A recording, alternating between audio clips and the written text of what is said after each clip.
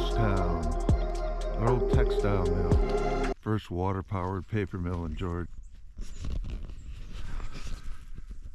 I'm Bob, an archaeologist, historian, been recording, preserving this site for over 25 years. I'm going to share with you some of the details of this interesting place. This place is haunted by history.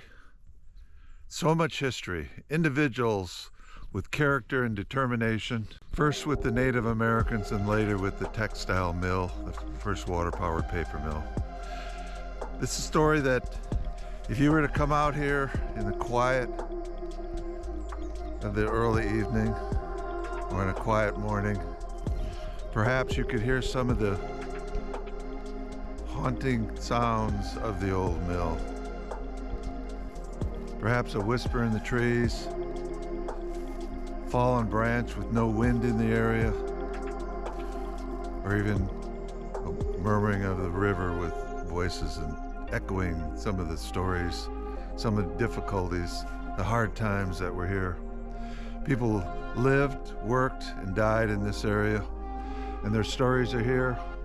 It's evident in the ground, and we'll get into some of those stories, and it's an interesting capsule of Georgia history. The first native groups to this area were the Paleo-Indian over 10,000 years ago, followed by the Archaic period until about 1000 BC, and that began the Woodland period. And after the Woodland period, about 900 AD, we had the Mississippian period, followed by the historic Creek Indians and the Cherokees to the north. The early spelling, Skull for Scull, Shoals, comes from the early settlers finding skulls washed into the rocks from a mound site, also called Scull Shoals, about 1.5 miles north of the current village. The other spelling, Scull for the village, comes from the flatboats that were carrying materials downriver to the markets. After the Revolutionary War, 1784, the Creek Indians were being inundated by white settlers moving into the area.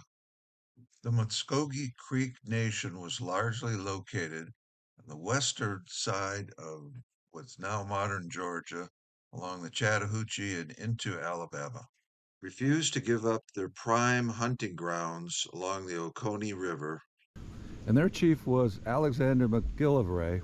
He had a terrible attitude to the Georgia government at that time and after the Revolutionary War, because his father, who had supported the British side, he was a Tory, had his land, his plantations confiscated, and so Alexander had this revenge attitude. This trade that they had developed created enormous debts for various chiefs and segments of the Creek Nation. There were treaties that were made by land-hungry Georgia officials, largely to satisfy trade debts. One of them was the Shoulder Bone Treaty, 1786, up to the Oconee River.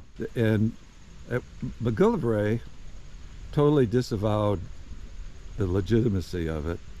McGillivray, the supreme chief, was increasingly angry over the loss of land and the flood of settlers coming in. He began to take aggressive action.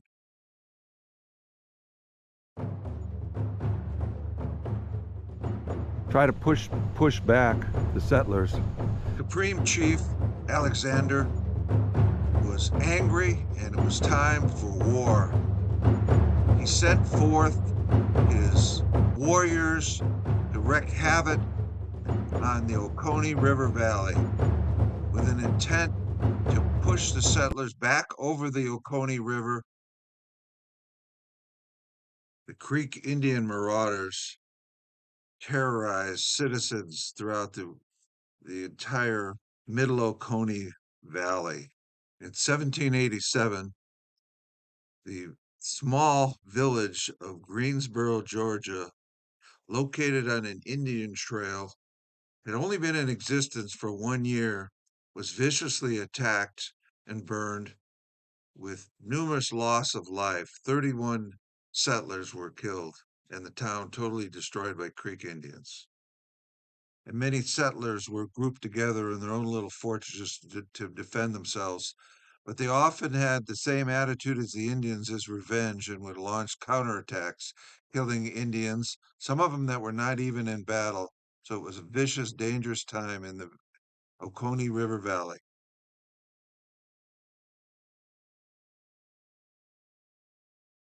After the violent massacre of the Richard Thrasher family at Scull Shoals, local valley residents were outraged, demanding the Georgia government to defend them with another fort, and they required a fort at Scull Shoals. Fort Clark was built by Lieutenant Cupp.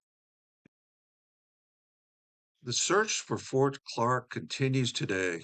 In the first decade of the 19th century, population of Scull Shoals and Greene County had grown considerably.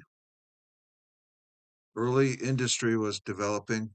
Large numbers of small farmers were spread out along the valley.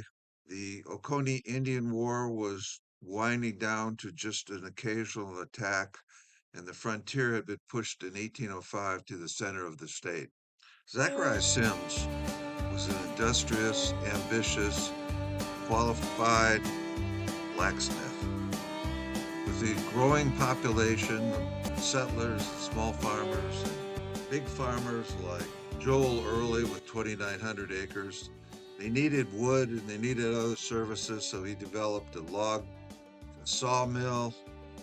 He had a covered bridge, which he would charge 37 and a half cents if you had a loaded wagon going over. Sims saw the opportunity to help out a newspaper in Georgia with paper.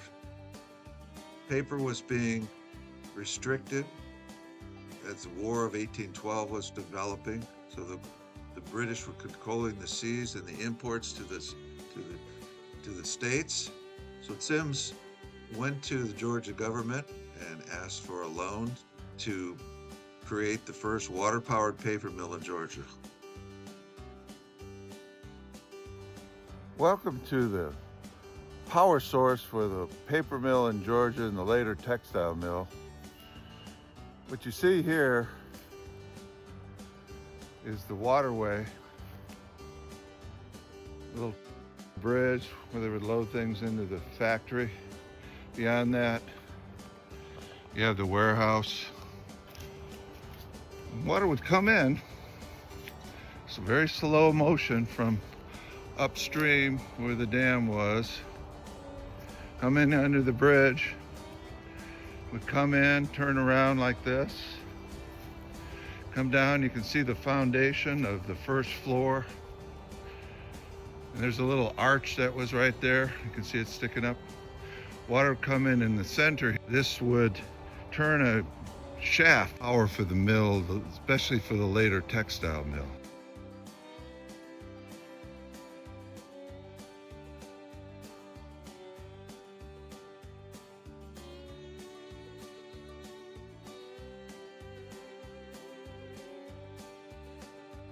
After several years of hard work by Sims, a couple of apprentices, slaves, Thomas Ligon, Agnes, and C.W.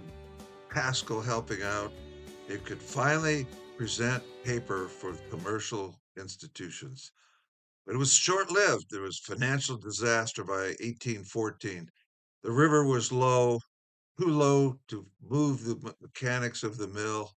The Georgia loan was due, and by March of 1815, Sims was unable to pay back the loan, and there was a sheriff's sale to Thomas Ligon to take over the operation.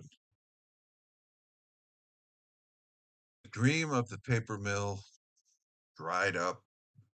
Pascals were not going to be denied. place to work and raise their children. So they moved on to the little ghost town of Bowling Green, about 12 miles to the northeast.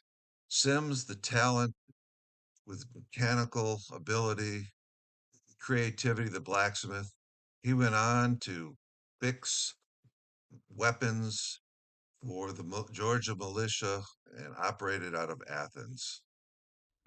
The Scull Shoals Mill Village story is just gathering momentum. The Indian problem is past history. The paper mill effort is gone. And now agriculture is so widespread that a textile mill was required.